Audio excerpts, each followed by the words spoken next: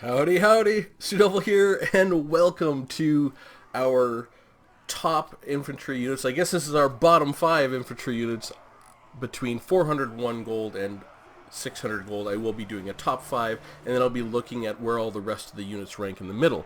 I've already done a similar video for all infantry from 400 gold and below if you want to go see that, and I do have a primer explaining how I did the tests for this video with all the details, and I actually show all the tests as far as the data goes so that you can understand this and understand that testing in and of itself doesn't give you all the information. It gives you one small piece of the puzzle, something to put in your toolkit, something to understand, to help bring a deeper understanding of units in general. And I love testing infantry. I do play just the dwarfs, and infantry is my favorite. So I love this kind of matchup and what it tends to reveal.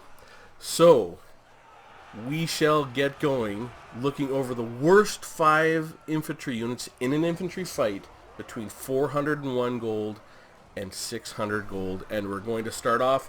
We know this is an infantry fight, so spears and anti-large are going to generally wash towards the bottom because they aren't anti-infantry and they're meant for this. And coming in at number 5 is exactly that, and that is the Dark Elves with the Dread Spears. They are 475 gold. They are one of their most basic units. They are anti-large. They do have a nice big shield, so a nice big silver shield. So they have other uses, and they match up quite nicely with some of the other Dark Elf units. But, you know, 5th worst infantry on infantry in the category 401 gold to 600 gold.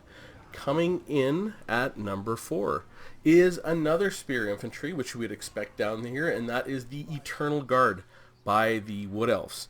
And they come in at 475, and they don't have shields, so they were actually really poor. And one thing I will say about this Dark Elves with the Dread Spears coming in at number 5 and the Wood Elves with the Eternal Guard coming in at number 4, these are results you would expect to see anti-large spears come in down at the bottom. One thing I didn't expect is both of these units lost at least one of the 5 matches to clan rats. Yes, indeed, 2 clan rats at 300 gold. They are very poor in an infantry on an infantry fight, and they show exactly that when you put them up against clan rats. They cannot clear out trash at all, and they really do have a very specific function, and that is anti-large and anti-large only. Some anti-large you can put in the front line, and we're going to see some units that are incredibly good in the front line, and we saw that in the last matchup with the Empire Spearmen with shields are a perfectly good frontline unit in an infantry engagement and for anti-large. Dread Spears for Dark Elves and Eternal Guard for Wood Elves are definitely not. Alright, let's get to number 3. Coming in at number 3 at 575 gold with the Tomb Kings are the Nehekara Warriors. Now this was pretty big surprise to me because they are listed as damage dealers, but they are and they cause fear, and they still struggled against the Skaven clan rats, and they did very poorly against the Longbeards. They are just a terrible unit. Like, and this is just absolutely atrocious. It's not like they're some kind of anti-large. They are meant for clearing trash, and at 575 gold, that is just, they are in an embarrassing position. They should really be 10 spots higher at the very least, sort of in the middle of the pack. That's where I think undead units should show up when they're sort of not anti-large, because they do have other advantages. They don't break, they cause fear and these types of things. But Nehekara Warriors coming in as the 3rd worst unit at 401 to 600 gold is just awful. Like, they really should not be in this position. I would expect when I do these lists to see all anti-large spear type units or something very specific down here in the very bottom, and to see Nehekara Warriors here for the Tomb Kings. That is one of the reasons why their infantry is so awful. You see a lot of their infantry, they'll go with a cheap line of skeletons, and then they'll kind of back that up with tomb guards they're more expensive, kind of 875 I think, or 850, because they cannot rely on Nehekara Warriors to do anything. And I think this is something that absolutely needs to be fixed. Now, Nehekara Warriors probably need more stats or more health, you know, whichever you have to do, or reduce the price. Like, they could probably come in and not 575, you could probably run them down to sort of like 500 gold, and they would sort of be about where they need to be, would be my guess. All right, coming in as the second worst unit in an infantry fight at the 401 to 600 gold level is a unit we would expect to be here, and that is from Bretonnia, and that is at 525 gold, the Men-at-Arms with polearms. This is a unit you'd expect to be down here. They're anti-large and armor-piercing with polearms, charge defense against large. I mean, they tick all the boxes of a unit that would be awful in an infantry fight, and they are here. And this is just another tick in the box for Bretonnia, where their units tend to stratify correctly. I really like how Bretonian infantry is done in general. I mean, I would like to see some of their other units. I think they've done a good job with their infantry for what the faction is, and this is a perfect example. Bretonian Men-at-Arms with polearms. They are anti-large and armor-piercing. They should show up down at the bottom of one of these tests, and indeed they do, which is good. I mean, the test is showing what we're going to show.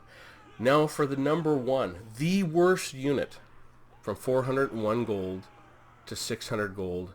This really surprised me, even though I've heard it said many times that these units are terrible. Lots of people say they're awful. You look at them and, they look like they have some neat abilities and they have some interesting traits, but they are truly, and I mean truly, atrocious against clan rats and longbeards, and that is at 600 gold from the Empire, the Flagellants. These Flagellants are absolutely atrocious, and they weren't the worst by a little bit. They were worst by a lot. Like, this is one of these things that really makes me wonder. And, they have that trait is they are unbreakable. So they're sort of in a way like the undead, but they're not an anti-large unit. They're not like a spear unit that should end up down here. At the very least, they should clear trash really well, but they don't even do that. They barely got through the clan rats. They barely touched the longbeards. I mean, they finished so far below the rest of the units. It really is an embarrassment. And so I've heard lots of people complain that Flagellants are awful.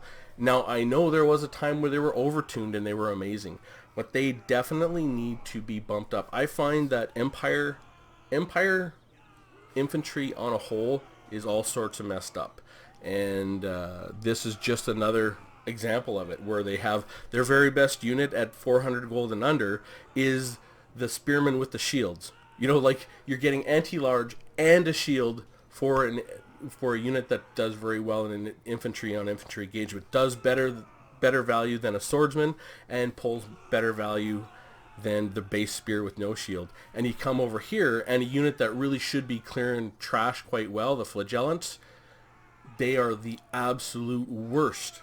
Now, they didn't come in dead last at everything, but they came in. They did come in dead last at their gold loss to the Skaven. They were the worst unit. Not only their worst unit, they were the worst in so many categories, but they were the absolute worst at clearing clan rats as trash. Unbelievably bad Flagellants are, and I've heard it said many times, and you don't see them in the meta at all, and I can see why, is they are so bad. Even though they have that wonderful unbreakable trait, well, so do all the undead units, and you see undead units are generally placing a little bit higher, with the exception of Nahakara Warriors, but Nahakara Warriors are still placed higher, and they have faction heals, and they have a faction ability that goes off, and they have lots of other things to be down here, and they cause fear. The Flagellants, though, are they truly are the definition of trash when it comes to what you would call a trash unit. Because I hear lots of people saying, "Oh, those units are trash. These units are awful." This is actually true. Flagellants are trash, and there may be some very few niche uses for a Flagellant. Maybe it's possible, but I just don't know why you would use a Flagellant instead of a Sigmar Sun, or you would have to have why would you use a Flagellant at 600 gold instead of just an Empire Spearman with shields? And because the spearmen with shields is going to do just as good. They're going to do a good job. A spearman with shields can take out a clan rat. Flagellants can barely do it. That's how bad they are. So anyways, I hope you found this video interesting. I hope you're looking forward to the top 5, and then on the future I will actually go through all the middle units in their ranking too. You know, you see lots of top 5, bottom 5, but you never see the boring middle, you know, the medium middle. I love going through all the information. So hope you found that interesting, and I will see you soon.